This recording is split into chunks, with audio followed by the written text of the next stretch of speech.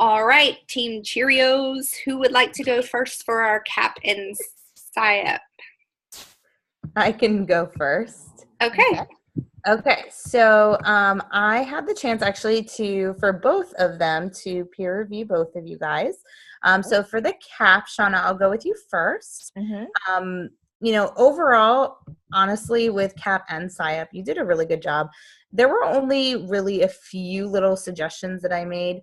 And I think that within both of them, I made the same type of suggestions.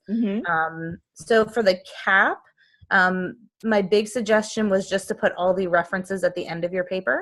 And I know a lot of times when we're going through the tasks, it can be kind of tricky and, we just want to get one task and have the references, the other task, but the flow of it would probably be a lot easier to just have them all at the bottom, making sure, that you have them all in APA formatting. But besides that, to be honest, you had everything, your great in-text references and citations. Like I said, for organization and references, I just put a 3, but that's a really easy fix. I think you'll be fine with that. Absolutely.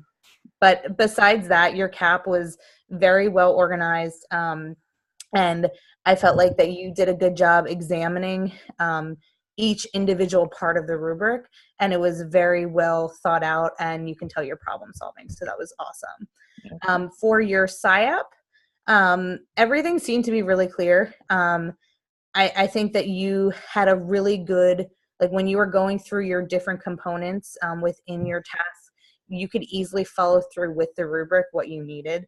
So as easy as the reader and somebody that was kind of checking over it to make sure that you were following along with the rubric. You also did a good job of explaining yourself, and you had that reasoning behind each of the process so that it was easier to understand your train of thought. There was only one suggestion that I made that was, I think it was on page 5, just looking at your pronouns. So maybe, use the word our here or there. Just make sure you're thinking that, that third person. Okay. Oh, that's good, because that's something I probably didn't even realize it, right? Right. So I actually, since I haven't submitted my SIAP yet, I do actually have a question about how you all approached the graphic organizer. I think that's task 5.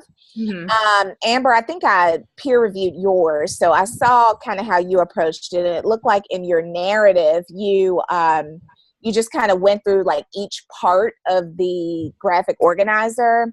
Is that what you did too, Karen? Yeah, I basically, I had the graphic organizer, and then all I did was just kind of explained my thought processes for each one, or my team's thought processes. And just went into a little bit of detail about why we chose certain things. Yeah. Got it. Okay. Perfect. All right. Thank you. You're welcome. For you, Miss Amber, I'm not gonna lie, Amber, every time I'm reading your papers, I'm like, this is fascinating. Like, I really, really enjoy reading your paper to see how different it is in Hawaii and what your schools and whatnot. So I very much appreciate learning the differences, because it is very different. A lot of your programs, different because it's an on-base school. Yeah. And the funding, that's something I noticed in particular. I can't remember which artifact it was, but about like the federal funding and how you had to rely on that and the PTA. Yep. Because and then so we're trying really hard to get as high of a number as we can because of the way that Hawaii associates funding with enrollment, and you have to reach a certain number to receive a certain bracket of funds. It's crazy. Yeah. That sounds like it, honestly. But the way that you're able to write it out, it's easy for the reader to understand, like how, so very good job with both your CAAP and your SIAP. I honestly don't have any specific recommendations for you, because you had all of your graphs that were very easy to then support all of the data that you analyzed. All of your references and your citations were correct APA, and I learned a lot from you with that. But it was always very smooth to read and easy to see what you thought of, what your team thought of, and how you came up with the decisions you made. So really good job. I appreciate that in the deepest part of my soul, because do you know how difficult it is to write these types of papers when you have a minimal leadership role at a school. Yeah, Oh, I'm I could sure. imagine. Incredibly difficult time that I have had accomplishing this amount of coursework. I've learned a lot. I've been able to kind of teach myself the different things, but it has been a struggle. Mm-hmm. Well, if it makes you feeling better, even, you know, with a little bit more of a leadership role that I've had, still a struggle. So Yeah. Well, I imagine it would still be difficult, but yeah. yeah, no, but seriously, great job. Thank you. Thank you. Okay. So I can go next if that's Yep. that's it. That Okay. sounds good. So, and I know that we're down a team member, but I'm going to breeze through hers as well because she can always reference this link and then kind of see, you know, Absolutely. the feedback. So I'm going to start out with the CAAP, and the way that I'm going to do it is I'm going to just cover the CAAP for both Karen and Kay, and then I only had one person to review for the SIAP, and that was Kay, unless I missed something, but I'm pretty sure I was the Lone Ranger for the SIAP, and I think you were. And then I think somebody else was the Lone Ranger on the last one. I'm sorry, I'm getting rained on. Oh. Hawaii rain. So it's not perfect weather in Hawaii right now.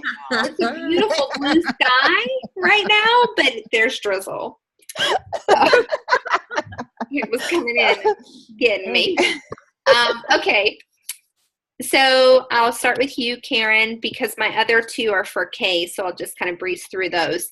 So Karen, I told you that although I knew that you had submitted your CAAP, I was going to read it and peer review it constructively as if it wasn't submitted and I knew your score already. So that's how I approached it. I pretended that information did not exist in my head. So I really enjoyed reading your paper. It was well written. My only recommendation was to just kind of pay attention to your sentence structure. One specific sentence that I pulled out, she looked at the 5 areas listed above in order to come up with a plan. So to me, if you used more of a formal language convention there, something like the candidate investigated the components of the teacher working conditions survey and determined a course of action for Wingate Elementary School. So if you just shift to more of that formal language, I think it will have the same message but more of an impact. Okay. So you had some minor grammatical errors, but nothing that, you know, deterred from the overall message of the artifact. Everything was clear to understand. I did note a couple things for APA. You were missing like your running head, but your references seem to be cited perfectly. And I'm going to read my comments at the bottom because when I was reading your paper, I was like, oh, that is so cool. So, Shauna, did you get a chance to read this one? I didn't. I was just thinking about that. I'm not sure how many of Karen's artifacts I actually got a chance to read. Okay. Well, if you want me to Given the rotation of the rotation that we decided on, I'm not sure if I actually got to read a lot of okay. Karen's I know stuff. we had things split with tasks initially, and then we switched to finals, and so I think there was, you know, some things that happened there. Right. So at her school, during times of transition in the morning, they have these rain gutters set up with leveled books, and that's a school-wide initiative to increase literacy at her school. I thought that was the coolest thing. They even have an adult there, correct, to help them make sure that they get the leveled book that is appropriate for them. It's like, man, that is so cool. And it's really neat because, you know, basically students can start coming into the school at 6:50 in the morning and they can get breakfast, you know, if they choose. Every student gets free breakfast, and they have until 7:15 to do that. So if they choose to either eat breakfast when they first get there, then they have time to go back to where they have to sit. They can read, they can do their homework, whatever they need to do. And then, like you said, there always is a teacher, one grade level teacher that's always there too. Right. And to me, that just made the most out of that time. And then it wasn't put on all of your teachers either. So I felt like it was kind of the best of both worlds in that sense. I I made a suggestion down below, maybe consider leaving out teacher names. This might even just be a pet peeve of mine. I just like anonymity whenever possible. So abbreviations, like what we would do if we were sending an email about an IEP, you abbreviate the name. You could do something like that, or even just label them teacher 1, teacher 2 kind of deal. Right. Kind of like national boards when you can't identify anybody. So absolutely.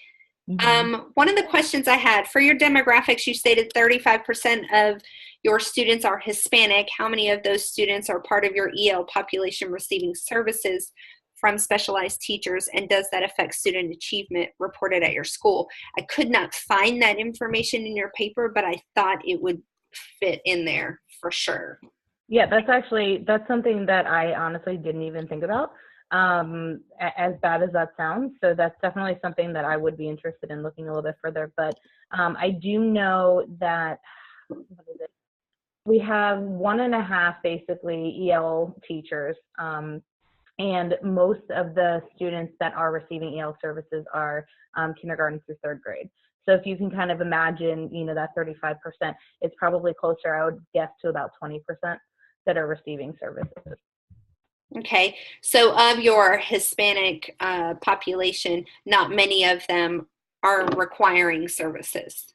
Correct. A lot of them, and especially because, you may or may not remember this being, in North Carolina, but they do have, starting in 1st grade, they have assessments that they take called the access testing. And basically what that is they have about 4 different categories that they get tested on every year. And depending upon the level that they get tested on is whether or not they receive services. So some of the students just get support, so they might be able to get accommodations on like the end of grade test. And then some of them get direct services. So if they get a 3, I believe it's a 3 or lower on their scores, then they get direct services, and a 4, 5, or 6, they would just potentially get support, or they might not even get services at all. So a lot of our students might come in and they have to be looked at if on our admission sheet, if they say that they have family members or that they've spoken a different language, they automatically look to see, and we sometimes do like a screener to be able to see that too. But they are tested on like speaking, written language, reading, and writing. So okay, overall, but that can very much affect a lot of the actual EOG data or the reading data that we have. So that's definitely something to continue to look at. I think if you pulled it out, even though you don't have this assignment anymore, it'd be interesting to see the correlation in the data. Yeah. Really, and then your action plan might even change at that point. So, okay, next up for the CAAP is Kay's. I reviewed hers over the weekend. I'm going to say that this was a very nice effort, but it was difficult for me to follow this particular paper.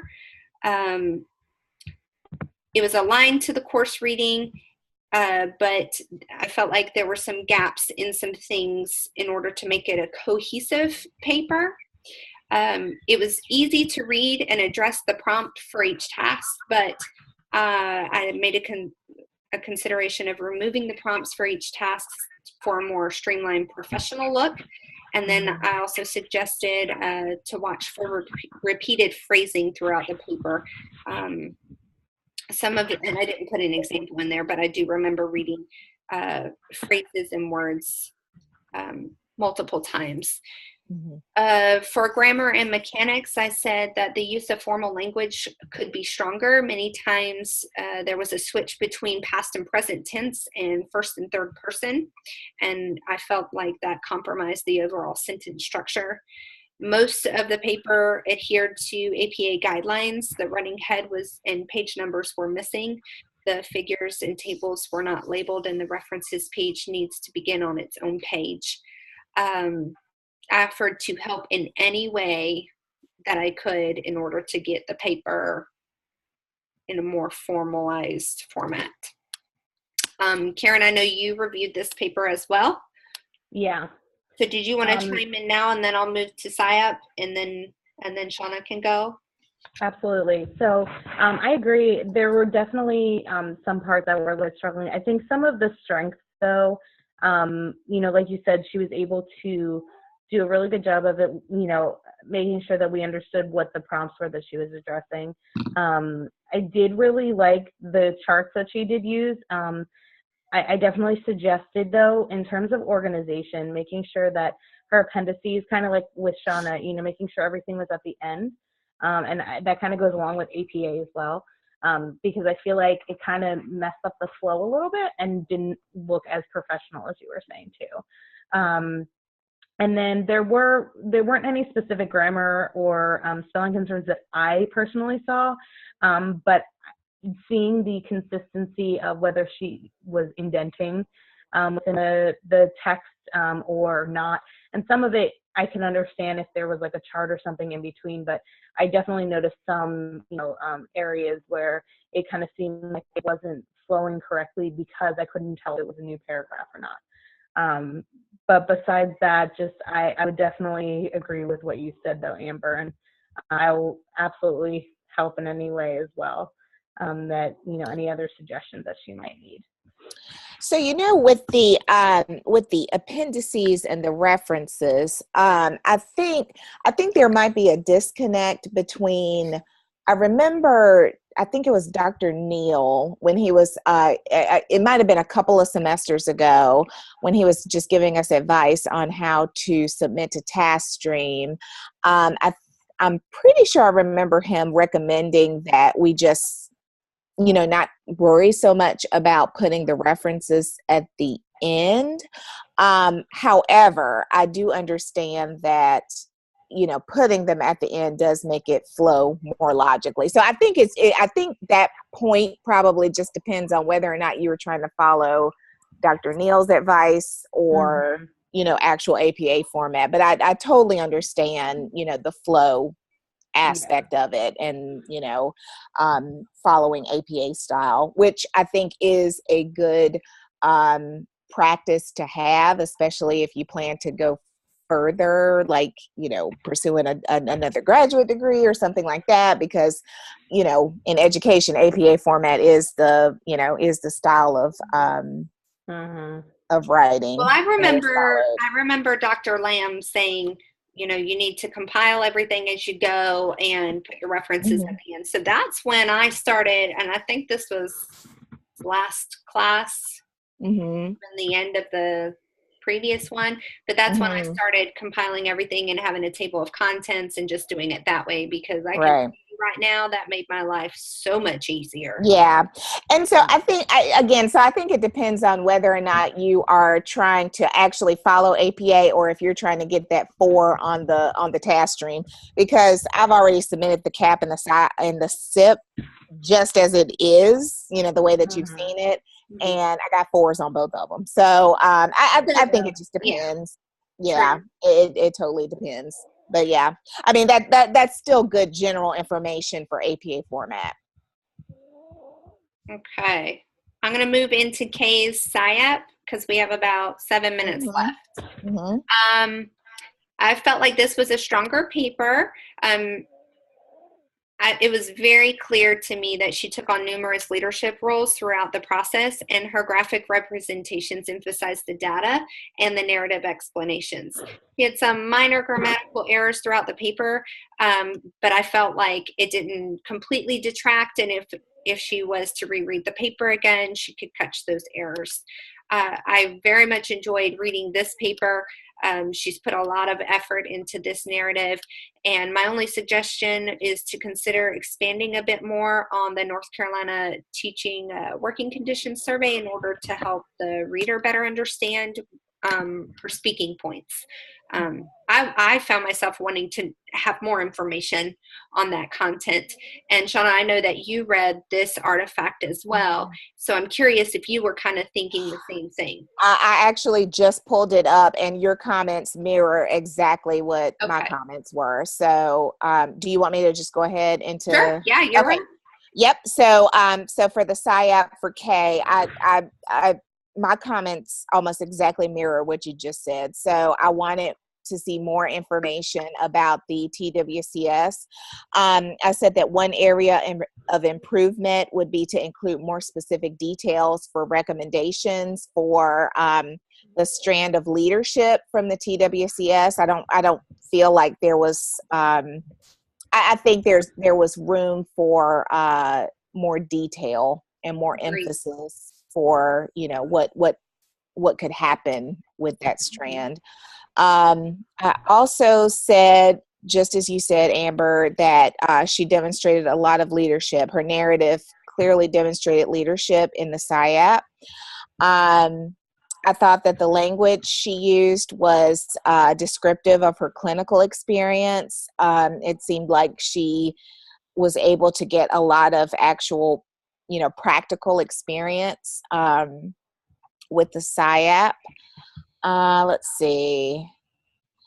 I felt overall the content of the paper was aligned to course content, just, you know, in a general sense. She referenced school board policy, and in certain areas of the narrative, she also referenced some of the teacher working condition survey. She also used data from the EVOS. And I felt that all of these different data points supported her narrative. It seemed like in the SIAP, it seemed like she appeared to have followed all elements of the rubric and incorporated language from the rubric. I think my major area of improvement was about that leadership strand of the TWCS. So basically, I guess maybe expanding her leadership practice into making recommendations for how her school could improve their what do you call it, climate percentages, I guess, on the TWCS.